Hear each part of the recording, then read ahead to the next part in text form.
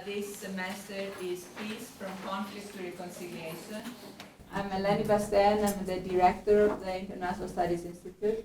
And this semester we're also offering this lecture series as a course for our students. So we have an even better mix in the audience than normally. It is really a pleasure and a long-term dream, actually, that today I'm in the position of welcoming speaker Anthony Barnett, who is joining us from the United Kingdom, actually, and came specifically to participate in this lecture series. Anthony is the founder of Open Democracy and co-editor of its UK section. He was the first director of Charter 88 from 1988 to 1995 and co-director of the Convention on Modern Liberty from 2008 to 2009 with Henry Porter. He was a student at Cambridge University, where he was active in the Labour Club and was awarded an honorary doctorate from the Open University in September 2013. A former member of the editorial committee of New Left Review, Barnett also writes for the New Statesman and The Guardian. He conceived the television film England's Henry Moore in 1988, which concerned the sculptor's co-option of the British establishment. In 2001, he founded Open Democracy with Paul Hilder, Susie Richards, and David Hayes, and was its editor and then its editor-in-chief until 2007. He has also written extensively books as well as blogs and articles that you can find even as late as last week in Open Democracy. Today, his talk is going to focus on Jeremy Corbyn at the watershed of the European left. And before we go on, I would like to thank the University of New Mexico for its support of this lecture series, as well as the European Union delegation and the Colorado European Union Center of Excellence for making this possible. Help me welcome Anthony.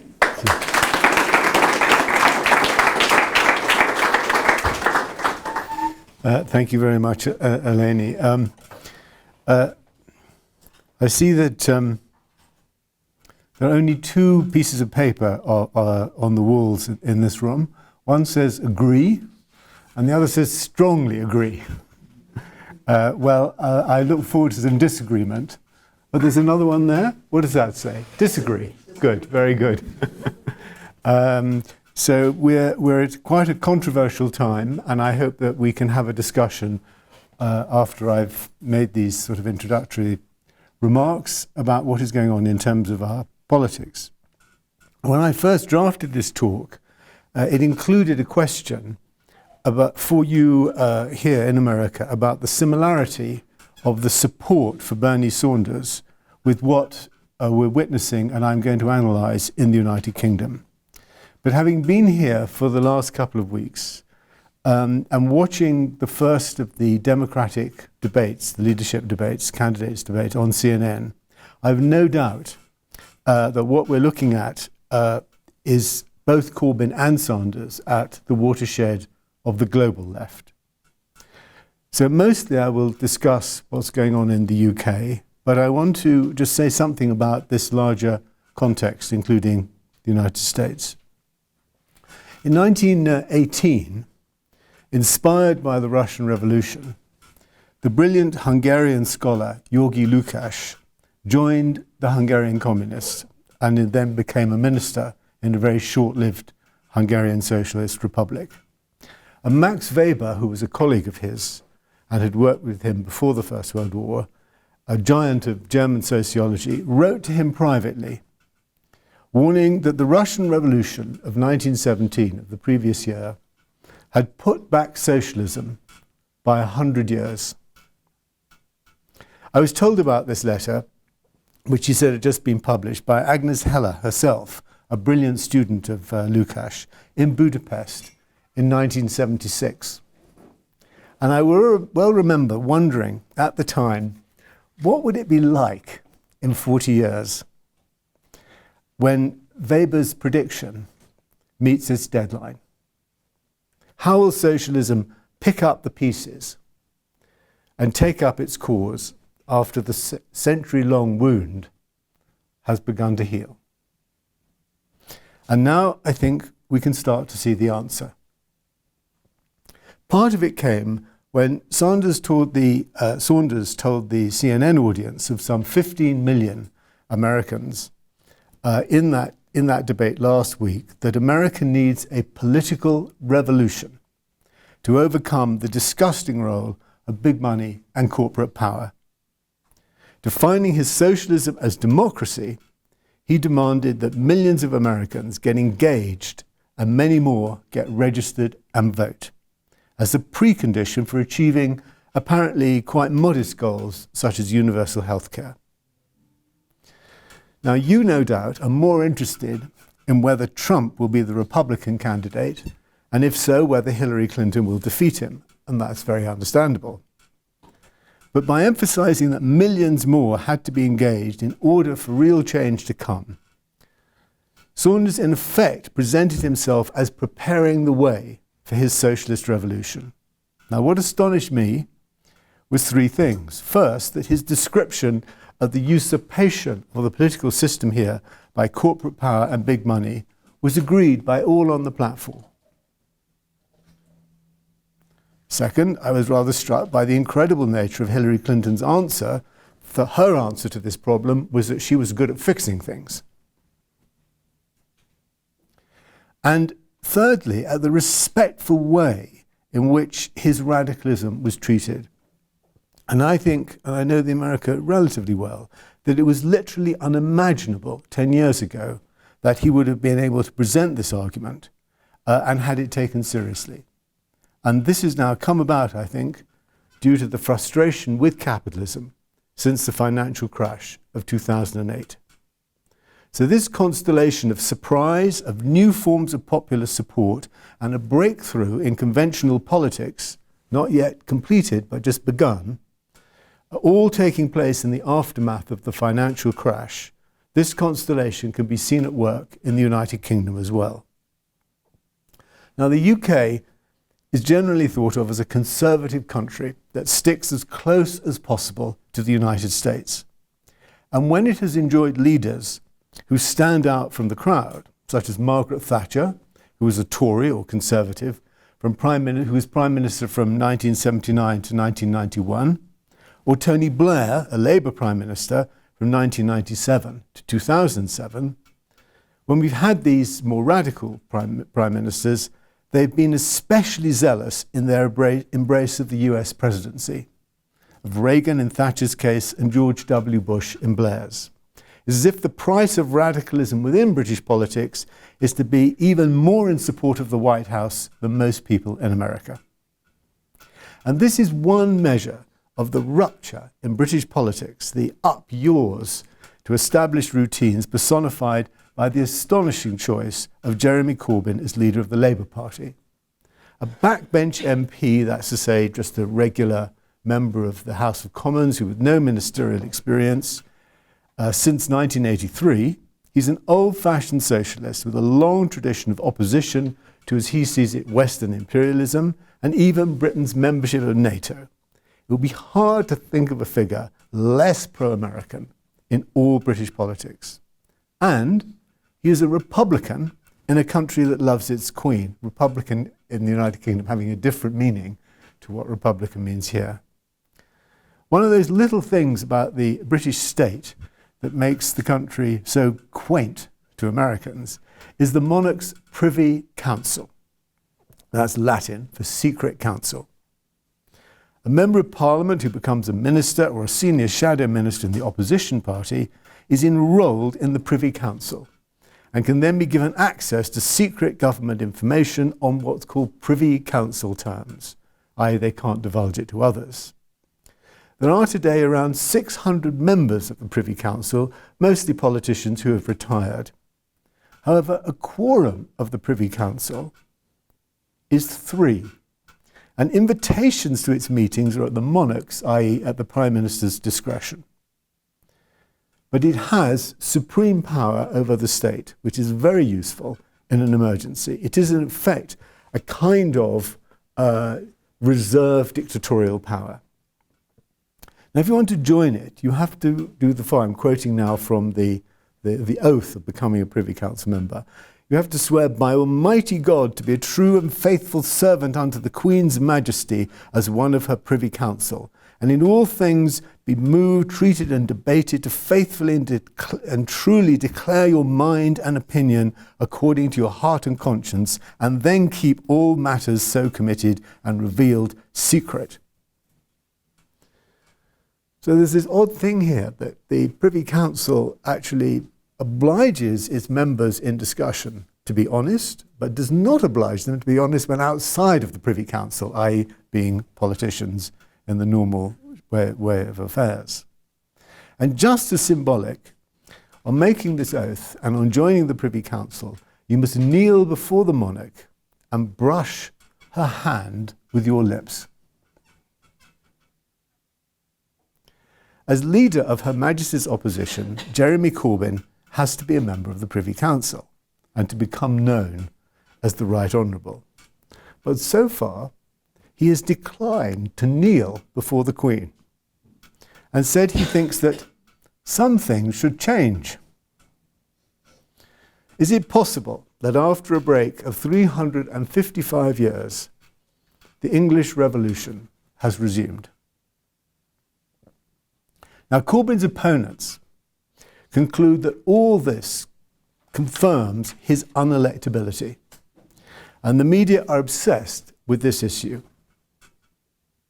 For now, though, like so much media coverage, it's a diversion. There are more than 4 years to go before the next election in Britain in 2020, so it's not the most pressing issue. Obviously, every effort will be made to prevent Corbyn from presenting himself to the electorate as a potential Prime Minister. And anyway, he's never before shown any interest in the power of office. But the really important issue concerns the force that has transformed him virtually overnight from an eccentric, irrelevant peacenik, and as we're talking about reconciliation, he has just joined as a vice president the campaign for nuclear disarmament in Britain. The force that has transformed him from this irrelevant peacenik into a leader who is redrawing the boundaries of British politics. A popular storm stirred. It grew.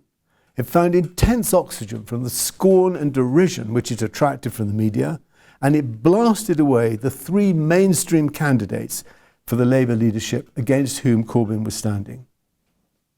I'm going to call this force the democratic insurgency. It is a demand for a politics of integrity, and that demand matters more than Corbyn's actual politics or his personal integrity. It's also been referred to as the politics of hope, which makes it sound more human and less dangerous. But one of the questions is whether or not it has a coherent politics, and whether there's a demand for an outcome, whether it's more than just a matter of hope being hopeful. So I'm going to stick to this term for the moment, democratic insurgency. Now, in the general election that took place on the 5th of May of this year saw the defeat of Labour at the hands of a well-financed Conservative Party. The unsuccessful Labour leader, Ed Miliband, immediately resigned. And this triggered the 3-month process of a campaign to become his successor. To be a candidate, the candidates had to be an MP and had to have the support of at least 35 other MPs. And this was a way of kind of limiting the number of potential candidates and keeping them under control. But in one of perhaps Miliband's most lasting contributions to political history, he abolished the previous existing Labour College, the electoral system, and gave all members 1 vote each. And he also opened out the process, a bit like an American primary system, allowing that anybody who registered their support for the Labour Party for £3, that's about less than $5, could also join in and vote as members of the public, thus democratising for the first time the election of a major party leader. And what this did was to open a window between the highly charged, if formless, democratic energies and frustration of our post-financial crisis times and the stultified zone of Labourism. It was like a vacuum sucking in air. Corbyn only just managed to get 35 MPs to nominate him, including by nominating himself, and many of them did so, never dreaming that he would have win, but thinking that there should be some discussion of basic principles and it would be healthy to give the appearance of a debate. But then in a campaign that combined overflowing meetings of many thousands of people across the UK and an effective social media campaign which claims to have reached between 2 and 6 million people, an explosion took place. Now, one measure of this is that Labour, the full membership of the Labour Party, has risen by 185,000 since Corbyn announced his candidacy. And that has in effect doubled the size of the Labour Party to nearly 400,000. And to give you an idea of how important this might be, real Conservative Party membership at the moment is about 100,000 and ageing rapidly. Now, the man who triggered this tidal wave was, as I've said before, an outsider to the system. He was allowed to stand as a kind of symbol, and he spoke out against the economic policies of austerity, inequality, and unfairness, but in a way, because he'd always done this, that was manifestly authentic. He meant what he said. The other candidates were corporate products of the system. Suddenly, people were offered an effective way of saying about the supposed choices that the system offered, sorry, none of the above. In this simple, dramatic way, what happened was part of a new family of democratic insurgencies, of risings which can be described as a mass opposition to lack of democracy in representative systems under the yoke of market fundamentalism. I stress opposition. This is more than just a single march which knows in advance that its action is merely symbolic. The risings strive to be lasting. They involve occupying. They create formative experiences and new organizations and networks. They desire to engage and to make a difference. Their demand is for real democracy and an end to corporate control and the domination of financial markets. The first of these family of risings was the May 15th movement of the Indignados, with their call for real democracy now, which began in the Puerta del Sol in the center of Madrid in May 15, 2011. It spread within a week to nearly 60 cities across Spain. Now, it's important to acknowledge it was inspired also by the Arab Spring and the ill-fated occupation of Tahrir Square earlier in that year, which ironically saw Egyptians demanding the kind of democracy that the M15 movement itself was organizing against.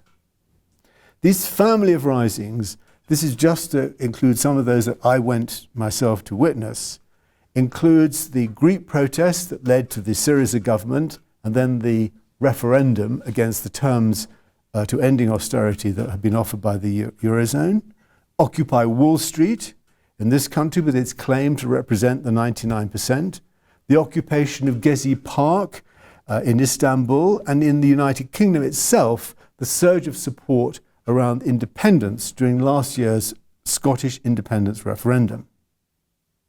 Equally important, there was the umbrella movement in Hong Kong, the Catalan movement for independence, the vast demonstrations in Brazil, perhaps also the Maidan movement in the Ukraine. As with all families, there are going to be relatives that despise other relatives. The Spanish movement remains the most advanced. It draws on the confidence and freshness of Spain as an architect of neoliberal globalization, not simply a marginal underdog.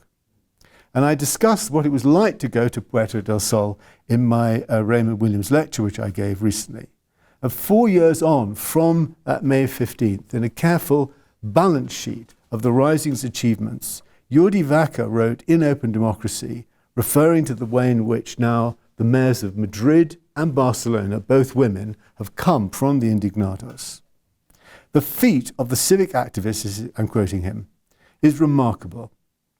From a protest movement notable for its lack of visible leaders, cohesive program, or shared strategy in 2011, they've gone on to generate innovative, participatory, democratic processes, then to fight the party system that they have criticised in elections, winning top positions in large cities within 4 years. So in Britain today, where the Corbyn movement is sneered at by experienced commentators for its merely oppositional character, we can sit there and say, well, give it some time. Now, as it's English, it has included a kind of self-indulgent hooligan element, throwing eggs at Conservative Party politicians and so on, which the Spaniards, with their experience of civil war, I think, which is part of it, have abjured. But the spirit of the English insurgency is to influence and eventually to govern, which is why it's so important in the first place to look at the attitudes, not at the attitudes of Corbyn and the potentially sectarian group around him, but to assess the potential and determination of the insurgency that has put him where he is. Now, I've placed that insurgency in the family of the Indignados because of its speed of its growth, its physical numbers, and the way in which it is occupied, in this case, originally to occupy a major political party, and for the way it's upended the framework of expectations. But there's another recent and linked phenomenon that has fed in to this insurgency, the democratic insurgency, and that's the growth of online campaigning, pioneered here by VAS and Change.org, and in the UK by an organisation called 38 Degrees. They've demonstrated the effectiveness of modern, focused internet campaigning, and their political culture has aimed to break the grip of the media and corporate power over policies by insisting that politicians respond to the actual voice of sometimes millions in well-crafted petitions and now local organising. Now, there's a lot to say about internet-driven campaigning. What I want to emphasise is just this, that it has intensified a new culture of effectiveness, of a desire to achieve success and not be limited to futile process. And it's also educated a large middle-class public in the aggregate deployment of micropayments. The Saunders campaign raised $25 million in the 3 months up to the end of September this year. The same thing happened in the UK. The Corbyn surge has taken the Labour Party out of financial bankruptcy.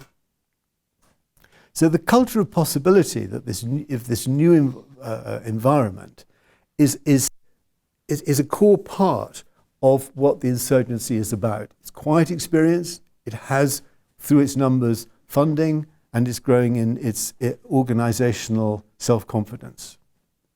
Many in Britain who've been profoundly disenchanted with the experience of seeing their democracy stolen seized the chance to steal it back. Precipitated almost by accident, a movement arose that has occupied not a square in the capital, but one of the two main political parties. In class terms, it's a movement mainly of the middle classes in England, of older activists who left the Labour Party often because of its support for the Iraq War, and of younger ones who are angry, educated members of what we call the precariat, the precarious generation, faced with a future of debt and insecurity. And their potential predominance in the country's official opposition poses all sorts of tactical and strategic issues for which no one is prepared, and which boil down to this. Will the insurgency be capable of developing its open democratic spirit from its vantage point at the heart of the system? Or will it be obliged to become an arm of the Labour Party used to legitimate the imposition of the leader's will on his colleagues and find itself a prisoner of a profoundly undemocratic Westminster system?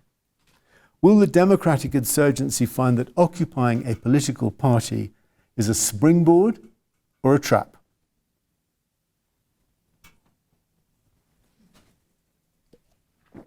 In an important book about the coming of what he calls post-capitalism, Paul Mason has argued that today, I'm quoting, everything is pervaded by a fight between hierarchy and network.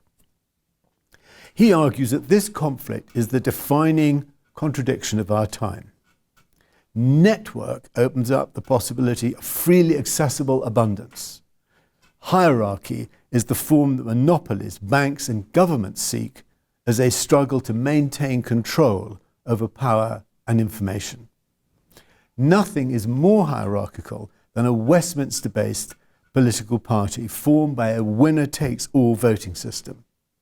It will be amazing if the spirit of the network can prevail in the inhospitable environment of the United Kingdom's political system. But the clash that will now unroll between these two forms of politics is as epochal as Mason's contrast suggests. Now, I've described the astonishing rise of Corbyn as the outcome of the kind of protoplasmic democratic energy rushing into the vacuum.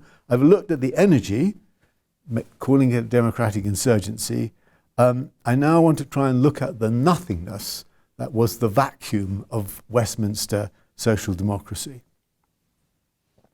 In a set of articles collected together as a book, Ruling the Void, The Hollowing Out of Western Democracy, the late Peter Mayer describes precisely that, the hollowing out, and he gathers the evidence to show how governing parties across the West since the middle of the last century have declined catastrophically in their membership. The Conservative Party, which I've just said currently has about 100,000 members, had nearly 2 million in the 1950s. He analyses the impact of the media on this process, which he maps as going across all of the West European countries as well as within the United States, North America. And he looks at the role of corporate funding to show how parties have ceased to be representatives of the public and become instead captured instruments.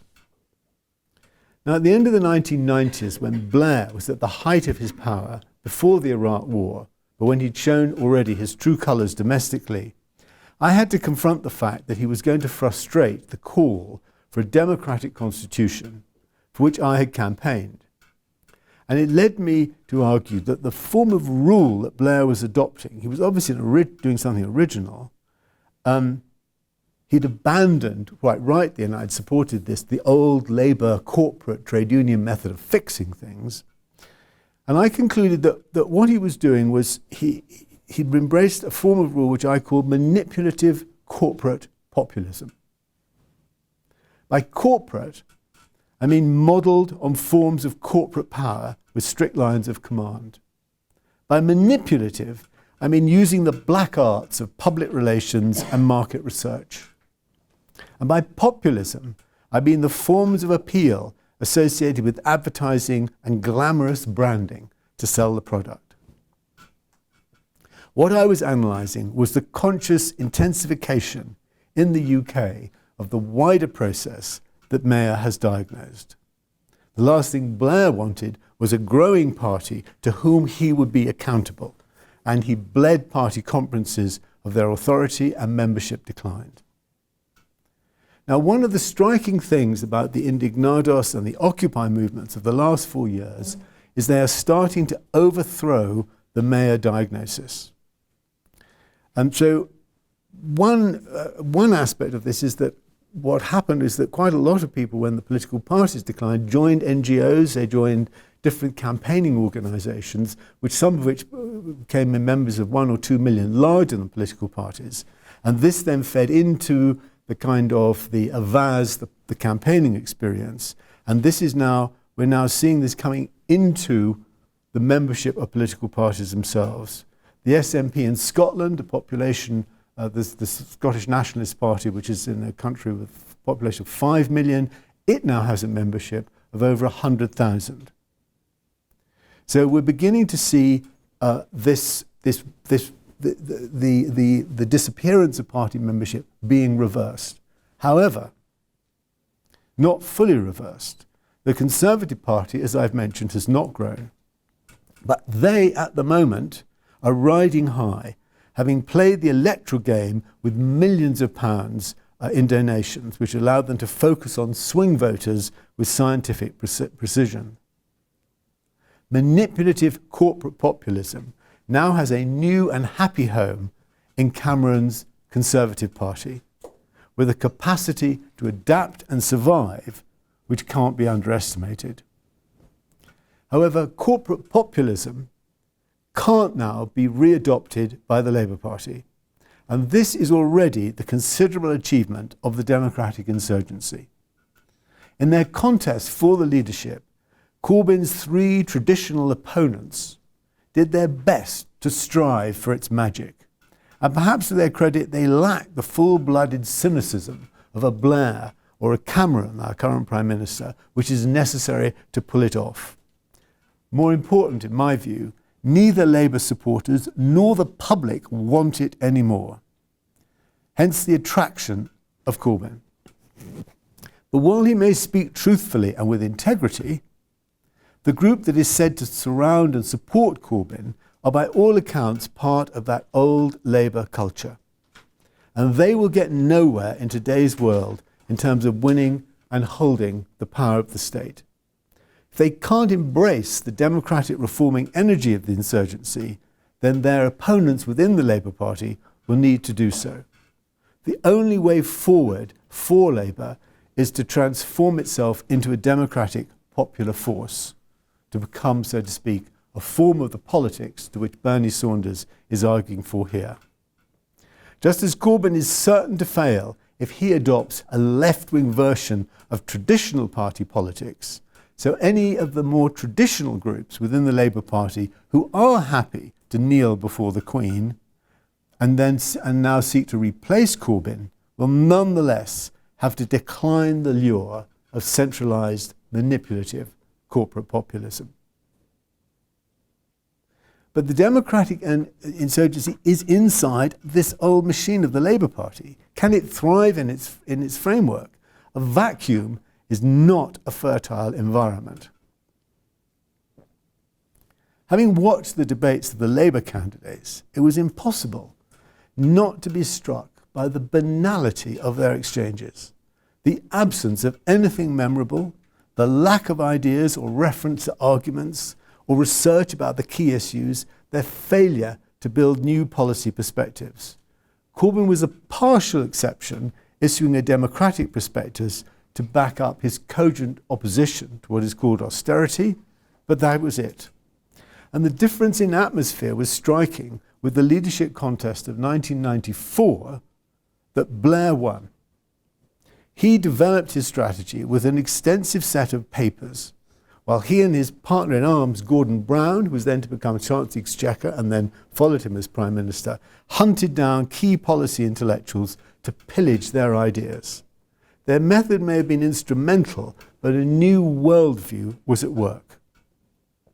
The simplest way of describing what happened is with the end of the Cold War and the terminal decline of organised labour,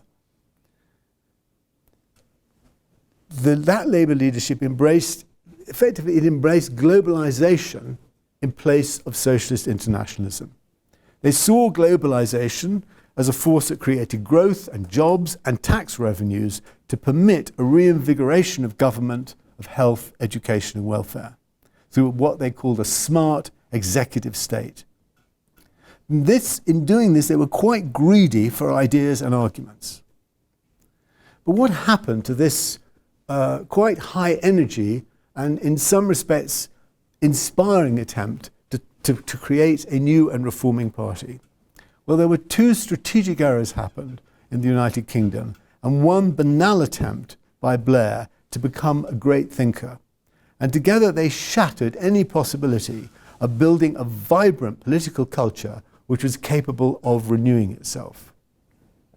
The two errors, to call them that, were support for George Bush's invasion and occupation of Iraq and his war on terror, which Blair led, and their embrace of the financial sector, which was orchestrated by Gordon Brown. At first, just to give you a little taste of this, of the banal. Blair was keen to make the state work for him, but he was also keen to be seen as the leader, given that Brown was evidently the intellectually superior of the two. So to this end, he borrowed the notion of the third way, I think from your President Clinton. Anyway, he then recruited Tony Giddens, now Lord Giddens, to be his in-house intellectual and its advocate. Now, the third way was simply that there was a political economy which is completely free, total free market, total state control on the other. There has to be a third way. Well, that is hardly an original or novel idea. So the most important word in the concept of the third way was not third or way. It was the word the. For in the vast space between these two extremes, it claimed there was only the third way, only one way to redemption. And how is this to be found? The answer was in the brain of the leader. The third way was in effect a way of trying to generate intellectual control and shut down debate. It reached its nemesis. There are many books and conferences were written searching for the meaning of the third way, but it reached its nemesis when Giddens was sent to see Colonel Gaddafi in Libya. And he then solemnly wrote that the Libyan dictator, which is not how he described him, liked the third way because it was a version of his own green book. Now, Gordon Brown was more serious at analysing and engaging with policy ideas. But he was also determined to wrest the presidency, the premiership from Blair, and so he was concerned that his more principled commitment to equality, which was genuine, would not allow Blair to, he didn't want Blair to stereotype him as unelectable. And he proceeded, insofar as he did do good things, which he did, to do them by stealth. The consequence was that the able policy makers that he recruited around him were deprived of the ability to articulate them into a politics that would generate popular support. And when the coalition government came in to replace him, many were simply abolished overnight with no resistance at all. But at the same time, and fatally, Brown fell in love with the bankers and hedge funds of the City of London, perhaps for the good reason that their tax revenues would pay for the social policies that he was introducing by stealth.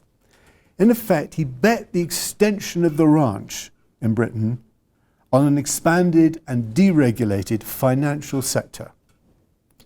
In June 2007, when his elevation to becoming Prime Minister was confirmed, Brown addressed the City of London in what's called the Lord Mayor's Dinner. He'd done so for 10 years, and he was now doing so for the last time as their Chancellor. And reflecting on these 10 years, he told them, history will record this era as the beginning of a new golden age for the City of London. He promised to work with them as Prime Minister and praised the way that together they had resisted the increase of regulation in the financial sector. Within a few weeks, bank interlending froze. Northern Rock, the British bank, had the first run on it of any British bank for over a century. The great financial crash had begun and the golden era turned to dust. But when asked about Labour's responsibility for the deficit that followed the crash in the leadership contest which we've just seen, all four candidates thought it was unfair for the Tories to argue the lie that it had been caused by Labour overspending. It had happened in Wall Street, they said, not Downing Street in London. And that may be true, but the Tory lie had a truth to it. Labour had been profoundly reckless in its collaboration with the enemy, and none of them found it possible to be frank about this. Economic policy became an intellectual dead zone. Now, I've written at some length in Open Democracy, which Eleni kindly mentioned, about the dire importance of the Iraq War in British politics. It may be hard for an American audience to understand that a left-wing party was the co-perpetrator of the invasion. So recently, for example, Hillary Clinton asked why she supported the war, could say quite comfortably, that she regretted the fact that she had given war powers to Bush. But it wasn't just Tony Blair, it was the Labour Party that officially supported the war, had those war powers and exercised. This is a much harder legacy to admit to and to work through. So the result is the kind of throttled inadequacy of the mainstream candidates. Any one of them would have condemned Labour to a lacklustre future had they won the leadership. Instead, the party found Corbyn, who'd been pickled in aspic from the early 80s, had opposed Iraq and the bankers from a point of view determinedly untainted by any fashionable exercises in modernisation. But however admirable, this simply isn't the foundation for the intellectual and strategic renewal that the insurgency deserves and Britain needs.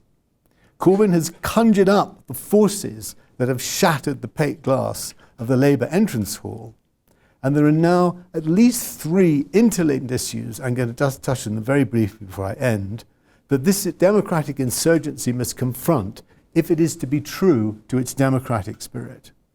They are the national question, the constitutional question, and the European question. And all can be defined, odd as it may sound to you, in a single, simple question. Can they recognise that what they are doing is the birth of an English Labour Party? But the Labour Party has been historically a British party. But what does it mean now to be British? For there is a Scottish Parliament created by a referendum in 1999 and a centre-left Scottish government, the SNP, the Scottish National Party, which has wiped out Scottish Labour, depriving the party in Westminster as well of its ballasting 50 MPs. Now this question, what it means to be British, is also being asked in very traditional quarters. The current Marquess of Salisbury, Robert Cecil, has forebears who've played an almost continuous role in high politics in Britain since his ancestor William Cecil, the first Earl of Burghley, was the advisor to Queen Elizabeth I. He's had 2 prime ministers in his family. And he, who's a very active member of the House of Lords, has spotted the writing on the wall. He's a passionate unionist, and he can see that there has to be an honourable settlement with Scotland for the union to survive. And this means there needs to be a federal solution to the British Constitution. Ideally, by making the Commons an English Parliament and replacing the House of Lords with an elected federal chamber. He recently convened a constitutional reform group which has issued a quite authoritative report. And he justified his approach earlier this year, saying, I believe that the purpose of the Tory party, he is naturally a member of the Tory party, is to stand for the state and its institutions. Normally this means that we Tories believe only in necessary evolutionary change. However, and he's one of the few people in the country who could make this joke, however, once in several centuries, a true Tory must accept that the nation demands more radical solutions if it is to survive. This is one of these times. And so it is. For what Cecil has seen is that any British union today has to be more than a mere union and mere United Kingdom. It must be federal or it will not survive. Now, unlike Cecil, I approach these matters not as a unionist but as a democrat. Oddly, Corbyn is a unionist like Cecil, although also a democrat. Both see that Scotland must have the right to self-determination. The problem, however, is England, not Scotland. And there are at last well-advocated arguments for an English approach amongst Labour politicians. We will see if Corbyn can overcome his own formation to be as far-sighted as Lord Salisbury. The issue will be thrown into relief by the referendum on the United Kingdom's membership of the European Union. This is something which the Prime Minister promised to be held when he went into the election because of opposition to the EU, which is partly a right-wing, populist, anti-immigrant opposition, and it's going to be held before the end of 2017.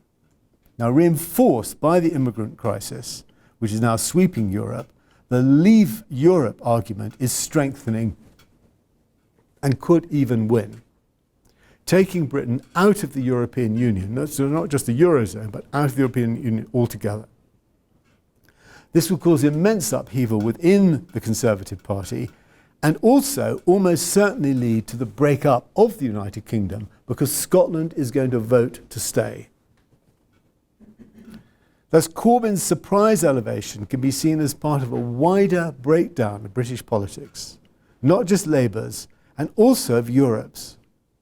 And then, if there isn't another economic crash, we could still see the election of Marine Le Pen to the French presidency in 2017, and that would terminate the euro as well.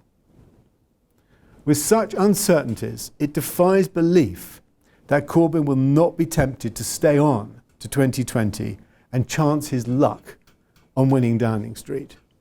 If so, will the disciplines of British party politics crush the need for pluralism, a fair voting system, open alliances, and new forms of organising politics, constitutionally, nationally, and culturally? The forms that are needed to encourage the rise of a networked economy. Without them, the democratic insurgency will wither and die. Thank you.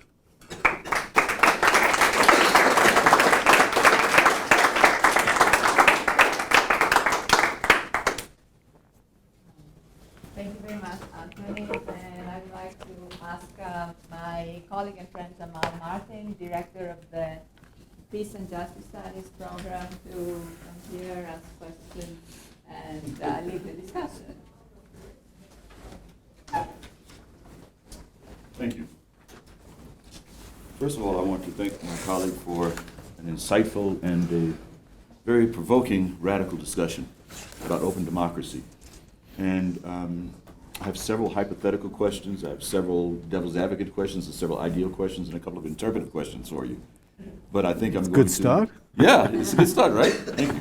But I think I'm going to start with the easy one in terms of a hypothetical question as we talk about these common similarities that you mentioned. And you started this off, with the view of American politics and politics in the UK as relates to open democracy Right. and social movements. And I was just thinking that, so here's my what if suppose question. Suppose Hillary Clinton is the new Queen Mother of the Democratic Party in the United States. Will the Democratic Party basically force Bernie Sanders to kneel before her and move away from this true revolution of open democracy and everything that's against the corporate power? There's a little bit more to that, but that's... Well, I think that it's a very fair question. I think that Bernie Sanders is he's got a better sense of what he is about than Corbyn. Corbyn did not expect to even come second in the Labour leadership contest, and within 8 to 9 weeks, he was the leader. And he's a man who has had no experience whatsoever. His experience over 30 years is sticking a standard in the stand and saying, this is what I am. He has no experience of building alliances. He doesn't have anything like the equivalent of being a senator. He hasn't made the pitch in the way that Sanders has. And also I think Bernie Sanders isn't really expecting to win the leadership. So that if the question, so if I could put the question back to you guys, which is to say, what would happen if he actually won? If, for example, Hillary, as we put it in the UK, fell under a bus. If something were to happen to her, because obviously she's sort of got the election fixed, but if something was to happen to her, something unfortunate was to happen to her, and she couldn't continue, or she made some other error of email or whatever it was, and her candidacy disintegrated, he is the, they're not going to be able to do anything about it. He will actually, it's very likely, would become the leader. Now, what would the rest of the Democratic Party in the Senate and in the House make of that? That's the extraordinary situation that we have got ourselves into. It seems that, in many ways, you mentioned this notion that these issues, as we talk about resolving, transforming conflict, the sense of hope of what it could be to actually have an open democracy would be one of the expectations. But I tend to agree that it would probably be a little bit more turmoil than one would expect without having other allies to back Right. it in that situation. And one of the other things that I wonder about, that as we talk about this notion of a democratic insurgency, could this notion of a democratic insurgency also inspire and sort of remove the stultifying effects of what we have now in American education, and move America to better understanding of what it means to have a new sense of global education and global learning, Right. to deal with many of the intractable problems that we deal with around the world, caused by multinational corporations and other things. So, Like climate change, yeah. Exactly. Yeah. Well, I mean, what I'm trying to argue in a way is that we're at the beginning of something. And one of the problems that we've got is that the media are absolutely, and this is part of the corporate culture, are obsessed with the present, right? With the immediate, with tomorrow, not with thinking, not with learning, not with developing, as you put it in terms of education, not with developing a history. And they're also very, very uncomfortable with these new networked organizations, which are beginning to sort of organize, if you like, the marketplace. They want to organize the marketplace, and they want the marketplace, the citizen, to be a consumer who is organized through the methods of celebrity and branding, and they are very uncomfortable with consumers coming together to exercise, their power in the marketplace. And what we, if I can put it like that, who sort of, because I identify myself with the democratic insurgency, we haven't yet learnt what the forms of lasting political organization are. Because these upsurges, you can't live constantly in a state of mobilization.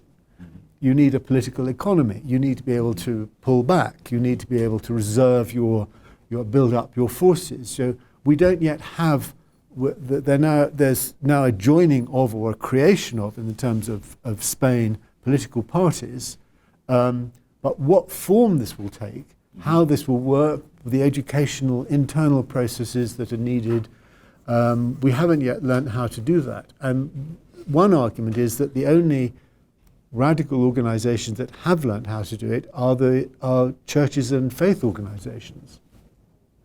I think that sort of ties back to this notion of, you mentioned the democratic insurgency and integrity and the politics of hope. And one of the things that I meant to mention earlier when I talked about the educational process was this notion of inclusive excellence that comes forth with a democratic insurgency. And if America can do that, obviously it's just going to depend on the students and others in this room, Right? To take charge of that and keep that movement going. Because as you talked about the issues of 1918 in the Hungarian Socialist Republic and the letter with Max Weber, I found that very fascinating, and it made me think, like, re-explore some of Weber's theories and models again. The bureaucracy is not a terrible thing. It's just a way of explaining how things get done or don't get done. But it also reminded me of the rekindling of the spirit of 1848, when there was a global movement of movements around the world in terms of women's suffrage, anti-slavery, and all kinds of things that have developed. Yep. And it seems that these movements now are sort of recapturing that past in some ways. But you're right, there needs to be some sustainability to this issue as we move forward with this. And I'm wondering now, again, and I'm going to throw this out to the students, you folks have to become the new intellectual leaders of such a device as we talk about resolving conflict and moving and transforming conflict. So yes, what I want to add, because it was sort of implicit, I'm developing my own thinking around this, is that I think that why I brought out the Weber quote is that we still have a model in our heads that revolution means Lenin, Trotsky, insurrection, violence, and intellectuals delivering the revolutionary way to the masses, as Lenin called them, by incantations like bread, land, and peace, which, delivered, as we know, it delivered starvation to what became the Soviet Union, collectivization rather than land, and a terrible violence.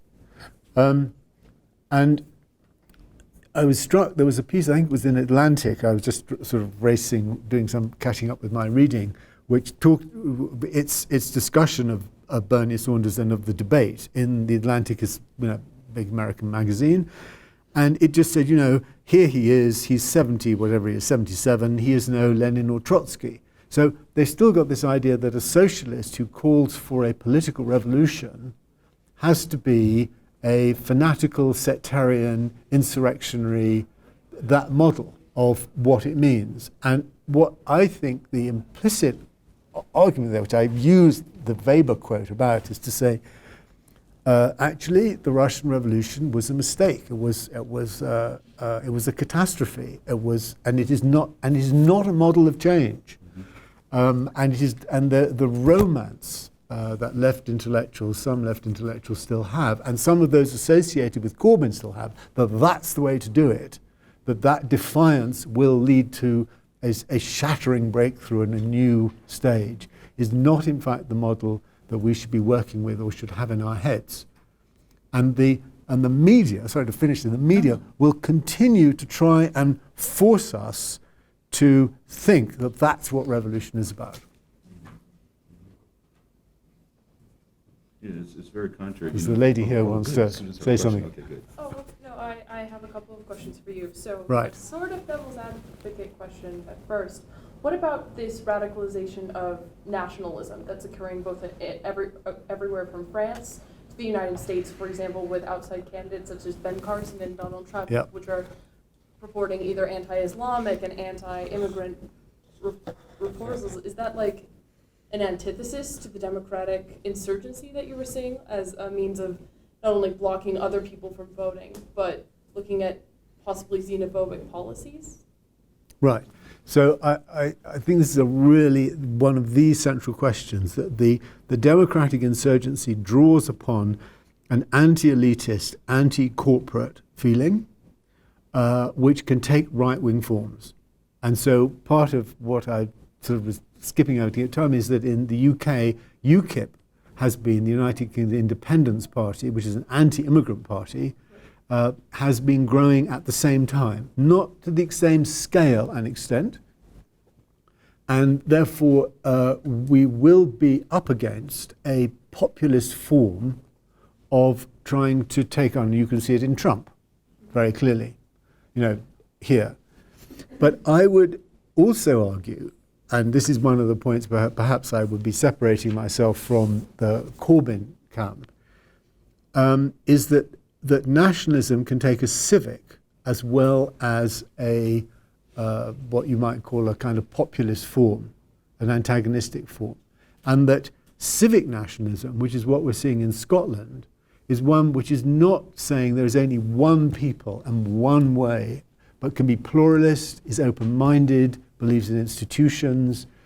And I've thought about this issue a lot, because one of the things when in Spain, the indignados, when they were occupying Madrid, I mean millions of them, one of the very striking things in Madrid was they were saying, we're not nationalists, right? They wouldn't allow the flag, and the only flag that was at all permitted was in fact the flag of the Spanish Republic. The current Spanish flag is an adaptation of Franco's flag. But in Occupy Wall Street, the American flag was being flown as if this was completely natural, i.e. there is a constitutional, democratic and revolutionary claim within the American flag and with American patriotism, which doesn't exist in the same way within Spain.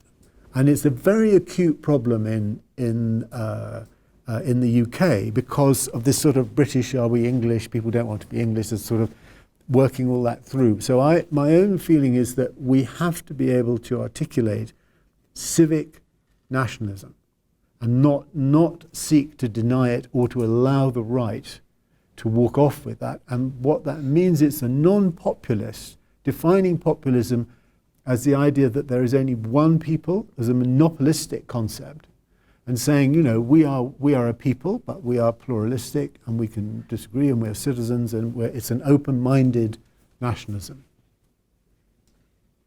Your second. I have a second question. What about, so you talked about the three issues facing the democratic insurgency. I'm assuming you were limiting those to England as much? Yeah, that was Okay. yeah, So the national question, the constitutional question, and the European question. right. What are your, you had talked about it a little bit when saying that the vacuum is not a fertile ground. What about the challenges of the electoral systems that poses before a democratic insurgency?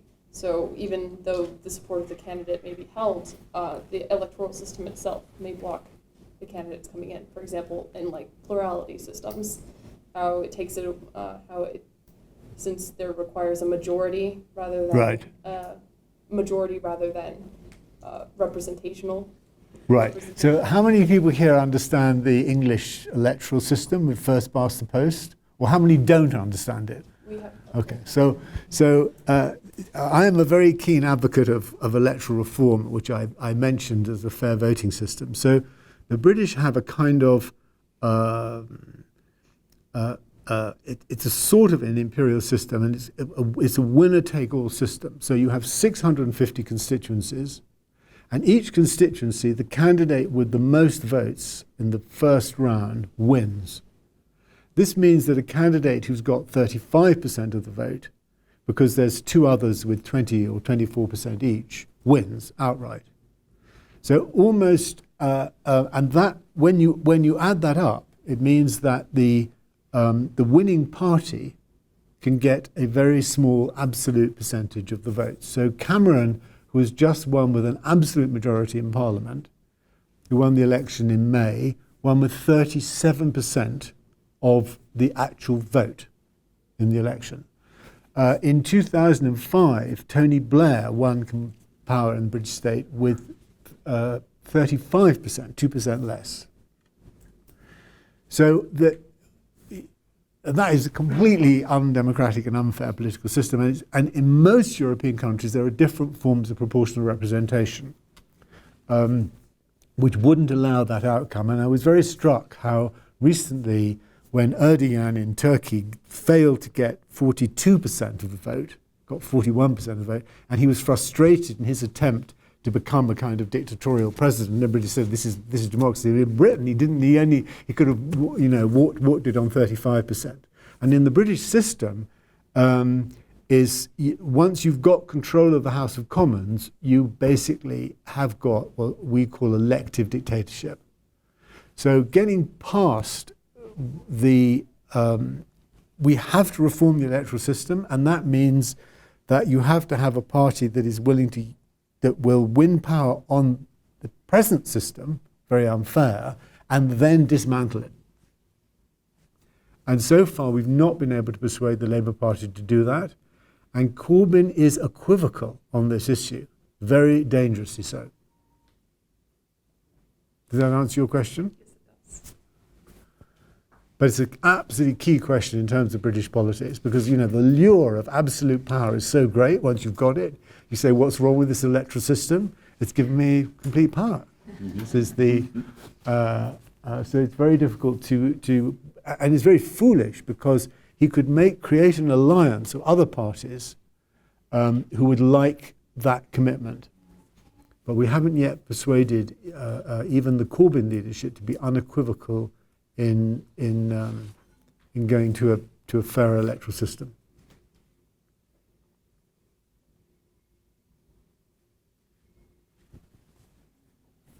Yeah, I have a question just about the Canadian elections today. Do you know much about, they have a democratic insurgency happening too, from what I was reading? Yeah, I haven't been able to follow it. I mean, it's a three-way election. It's very close, and Trudeau's son may win.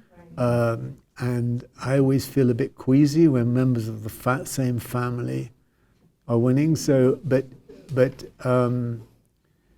So I'd like to be able to answer that question, but if anybody else here knows about what's happening in Canada.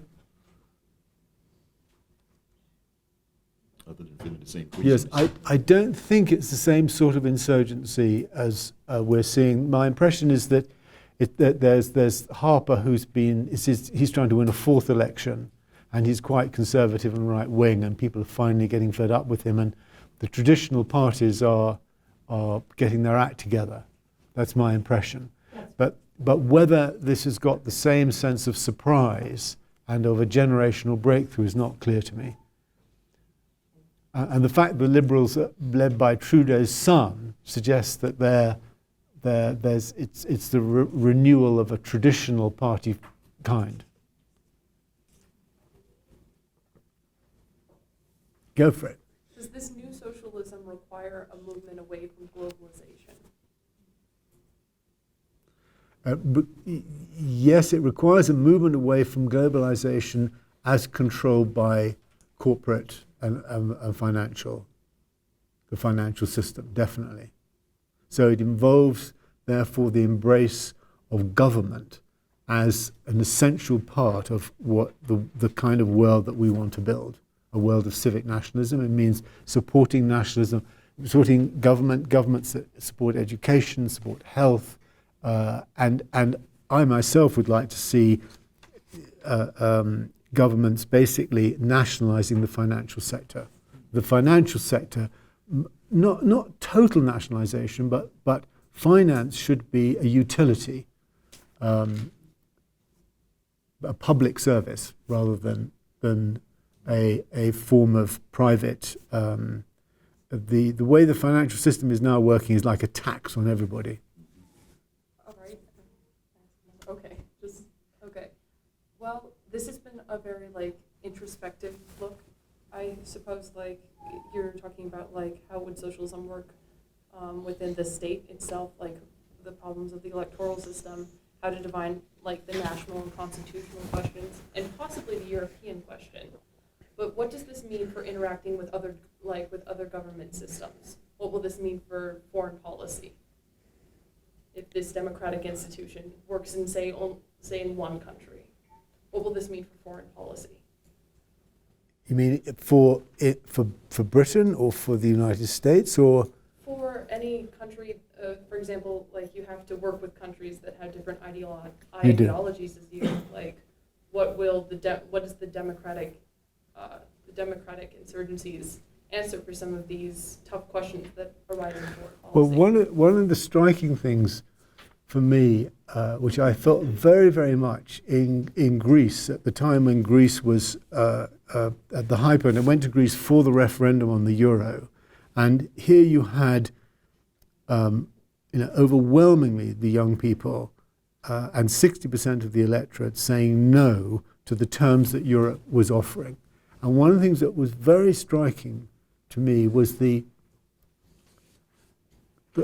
almost complete lack of any solidarity with other European countries. So the German Social Democrats were one of the parties speaking out most viciously against the Greeks when they said no. And there was no sense that of here is Greece, the conditions that the Eurozone is imposing on it are quite outrageous, and we, the parties of the left, should be in solidarity with the government that is trying to do something about it. And so I felt very much, this is one of the reasons why I think we're at the beginning of something, that there has been a Socialist International, and indeed the president of the Socialist International is George Papandreou, who was a Greek prime minister. But the idea that there was any international structure of solidarity, of support, of debate, of discussion, simply wasn't there. They were on their own, apart from Podemos, which is a new Spanish, is come out of the M15 movement in Spain, although it doesn't define it, but it's now gaining between 10 and 20% of the vote. So we're a long way from, you can't really have a socialist or democratic policy, economic policy in Europe on your own as one country. And we're a very long way from seeing the democratic insurgency, if that's what it is, finding the forms to create international collaboration. So one of the striking things is there's a lot of learning in terms of sort of the Occupy movement in Wall Street, and then having reflected on the weaknesses of the arguments in Spain, and then people in the UK looking at Occupy. So there's a kind of internet learning going on, but there isn't as yet any form of coherent international organisation. And obviously, you know, we're not going to get to a position of one of these. Syriza came out of that and it won power, and it is now the government, but the terms that it's been forced to accept are the terms of German corporate power. And 60% of the Greek people said no, and the European Union said, tough. You know, you may believe in democracy, but we believe in the deals that we're forcing you to sign.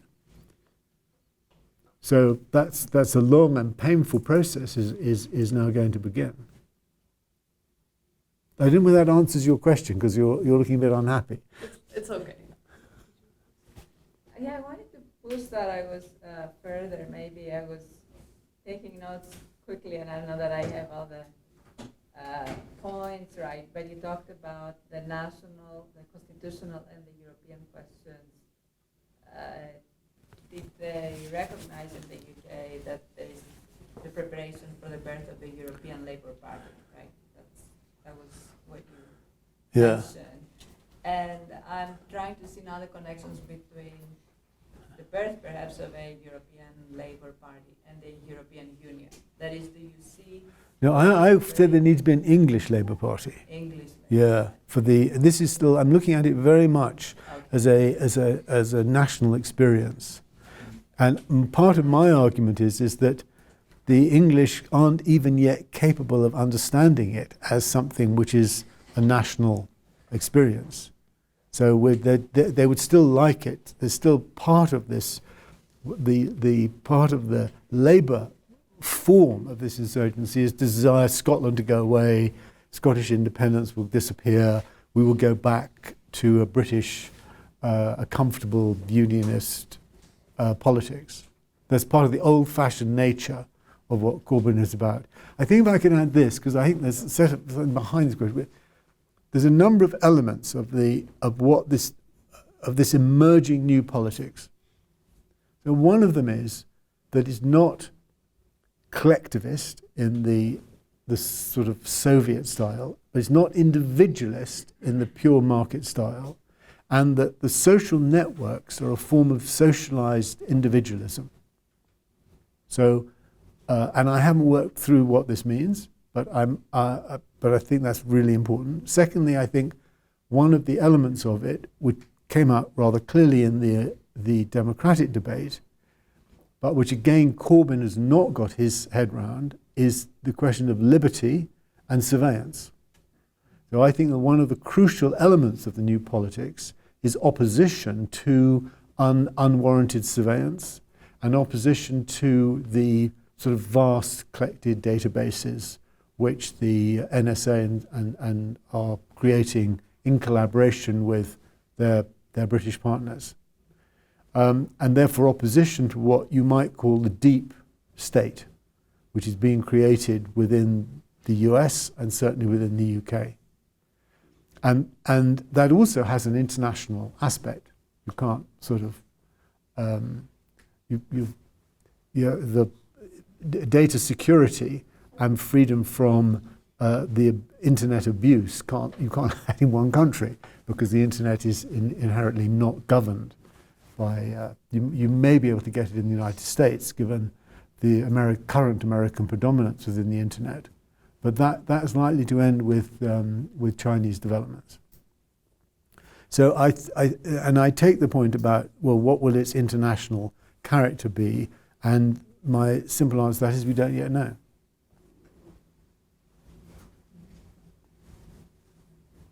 You look very disappointed. Oh, no. I'm just thinking.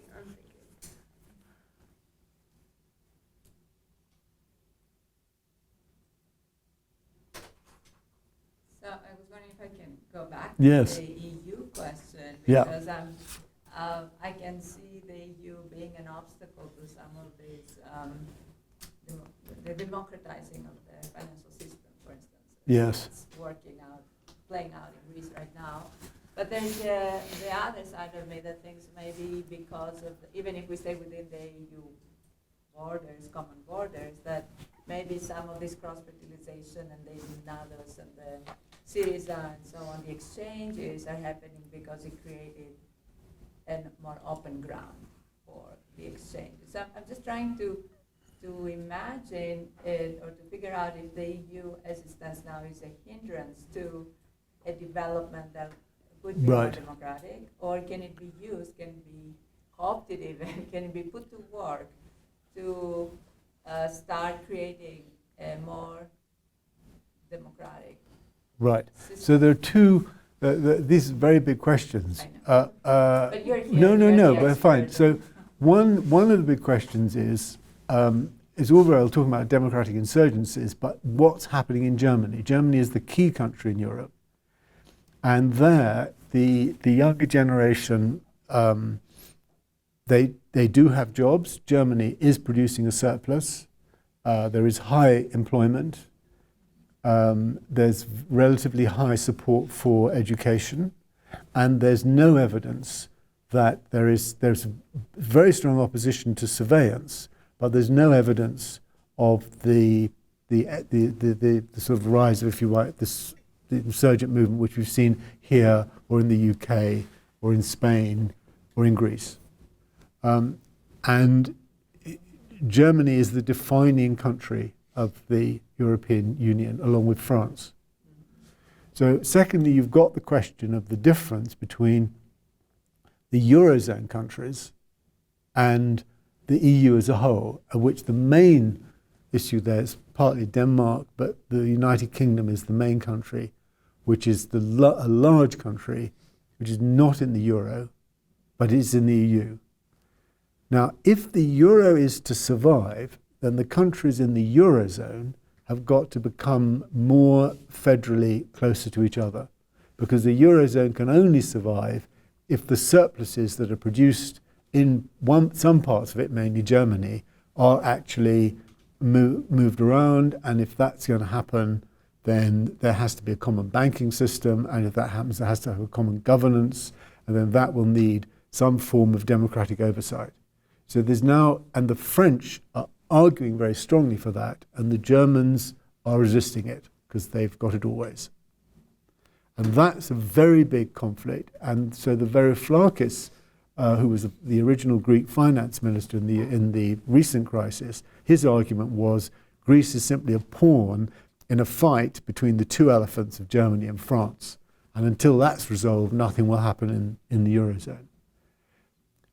The reason I mentioned this point about Le Pen is that while some of my French colleagues are saying to me there's no majority for Le Pen winning, and one shouldn't need to fear that, all of the opinion polls at the moment are showing that she will be one of the last two candidates. So the French presidential election has two rounds.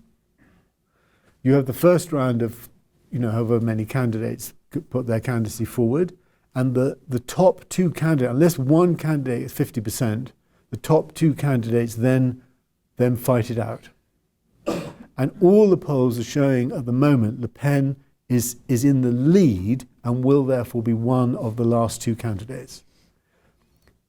There was an opinion poll last month which said that if she was up against Hollande, the current president, she would win by 4 points. He would be 48 to 52. If she was up against Sarkozy or a figure from the right, a Christian Democrat, so to speak, in German terms, then she would lose. Right? So there is a real possibility that she would win, and the Popular Front that she's the Front National that she's head of, their policy is to end the euro but not to leave the EU. So they want a Europe of nations. And I can't see the euro surviving her winning the French presidency. So that then opens, opens everything out. And one of the consequences in terms of Britain, to be more parochial, is if the Eurozone breaks up, if we've got Le Pen, what will happen in the British referendum? Will everybody say, oh great, we want to stay in Europe's now in turmoil, right? The Eurozone has gone. We're getting a Europe we want to be part of. This is good. Or will we just say, we're better out of this this process, which is now kind of eating itself up? And I'm very surprised by this, because if you'd said to me 6 months ago what would happen in the European referendum, I was absolutely confident that the British would vote to stay, because mainly the Conservative Party, the Labour Party, big business, the Liberal Democrats, the Scottish nationalists, I mean, there's a kind of uniform agreement across the political class that it has to be in the European Union. But this has now been, it's clearly disintegrating. 6 cabinet ministers in the Conservative government have said that they want to be free to oppose membership. Very strong movement inside the Conservative Party to oppose membership. UKIP is very strongly against it. The migrant crisis has reinforced that argument in the way that you're pointing out, in a very negative fashion. And the Labour Party is very uneasy about it. And the terms that Cameron are getting are very weak. So there's a situation of a political breakdown taking place across the United Kingdom, and under those circumstances you can't be confident what will happen. And so there's an argument on the left which is saying only by leaving the European Union, because of its corporate structure, can we start a real pan-European movement and organisation. Judith, do you want to say something? I mean, you're very unhappy about this whole process. Well, I'd like to ask you about the prospects for peace, because it seems to me that if this is a moment of great change, how can those forces that want to curb the use of nuclear power, Corbyn is against the renewal of the Trident missile, which generates enormous numbers of jobs in Scotland and parts of the UK, which supply bits to the nuclear armaments race. How can this new insurgency enforce a positive line towards greater peace? Well, I think the answer to that is partly depends on what happens in the Middle East, which is, we've seen one really wonderful development thanks to your president, which is the deal with Iran. And that's the first time that we've seen a depolarizing, since the invasion of Iraq, of a clear policy action coming from the United States, overriding Israeli arguments to put through an agreement which is beginning to sort of stop polarization. But the Middle East is on fire, and what we're already seeing in say Syria. I mean, it's quite interesting what Corbyn is against intervening in Syria, but the real argument against intervening in Syria is, what is the outcome you want? What is the strategy of intervention? We're looking at the long aftermath of the Iraq invasion, and when after 9/11 we started a column by Paul Rogers in Open Democracy, and he predicted the invasion of Afghanistan was clearly going to take place, that there would probably be an invasion of Iraq almost immediately after 9/11. And he said, if there is, it will be a 30-year war. If he's right, then there's another 15 years to go. And I think one of the, this has been, this process, I think part of the legacy of, the bad legacy of 9/11, if you like, is that we still have this ghost in our heads that this is something we can do something about.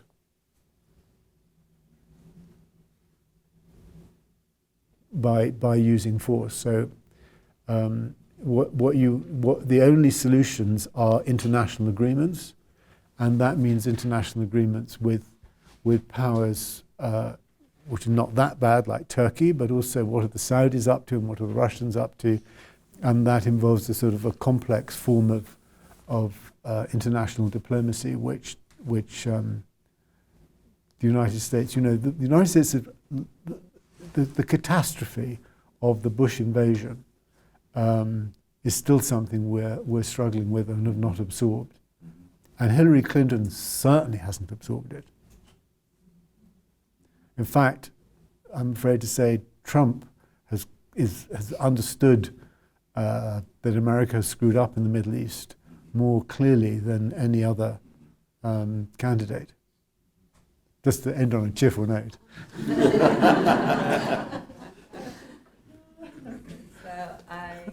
Would you like to ask?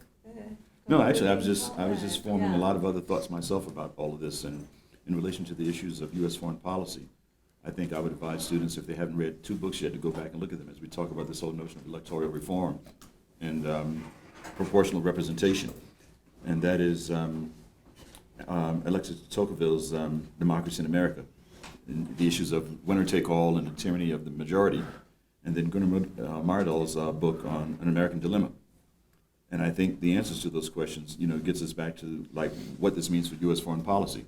Because when we think about U.S. foreign policy on a global level, and under international law, the U.S. Senate has to ratify all treaties. And many of the treaties that we're referring to that will build peace and goodwill and actually bring forth some democracy have not been ratified by the U.S. Senate. So that it brings it back home in another way in terms of what this means for open democracy or the need for radical solutions under democratic insurgency. Because under international law, there's an old Latin phrase, pacta sunt servanda, that when you sign an agreement, it must be kept, it must be made, and you have to agree to that.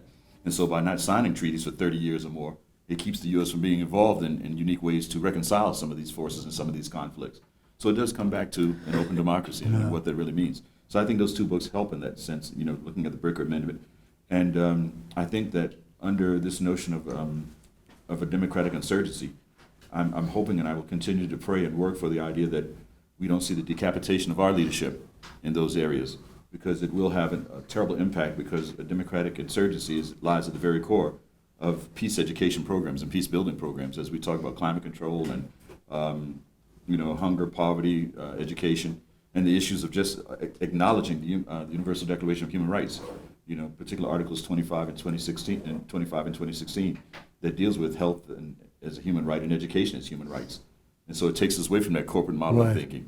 One other further note about that is just go back and look at the U.S. history to the slaughterhouse cases and what the Supreme Court did in terms of denying equal rights under the 14th Amendment by giving corporations personhood. Yeah. So, food for thought, but it can change. You have to have we have to have civility and hope, and continue to have dialogue, not debate, but dialogue, where there's purposeful and intensive communication and use of cognition and language to bring about, reconciliation and transformation. So, thank you very much. I appreciate you talking. I've got so many wonderful notes I've been thinking about, like, I got another paper in my head and some other lecture material. So thank you very much. Fine. Thank you. Thank you very much. Thank you. I would like to thank both Anthony and Jamal. And there is a little bit more time, so if you would like to get up and ask questions more informally, please do so. Thank you all for coming.